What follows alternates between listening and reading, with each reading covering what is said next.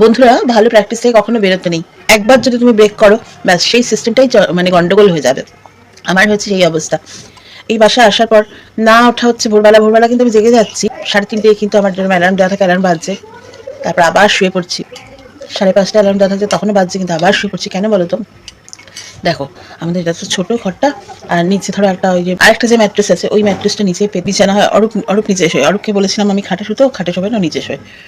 তবে ম্যাট্রেস পেতেই শোয়, এমনি চাদর পেতে নয়। ম্যাট্রেস আমাদের যে মিমির খাটে যে ম্যাট্রেসটা, ওটা পেতে অরূপ বিছানা করে। ফলে আমি সকালবেলা উঠলে না, এখানে হাঁটাচলা করার জায়গাই থাকে না। তো আমি কোনো কী কাজ করব, কীভাবে কী করব। আর একটা এনভায়রনমেন্টের ব্যাপার আছে না, সকালবেলা উঠে যে মেডিটেশন করব। এবার দুপাশে দুজন ঘুমোয়। দেখো, অরূপে তো অনেক দূরে অফিস, অত দূরে যায় আসে। তো স্বভাবতই ওর একটু রেস্টের দরকার। তো আর ভোরবেলা উঠতে পারে না। ফলে আমারও সেই ল্যাদ লেগে যায়, জানো তো। যেহেতু এরাও ঘুমোয় দুপাশে, আমারও ল্যাদ লেগে যায়। ওই করে আমারও ভোরে ওঠা হচ্ছে না।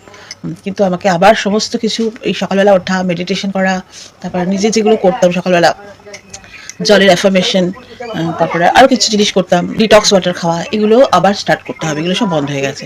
আর হ্যাঁ, তোমরা প্রশ্ন করেছিলে যে অরূপ কোথায় জয়েন করেছে, জিষ্ণু বোধহয় জানতে চেয়েছিলে। তো হ্যাঁ, সেটা নিয়ে ভিডিও আসছে। ভিডিও শ্যুট করা হয়ে গেছে, পরে ভিডিওটা আসছে।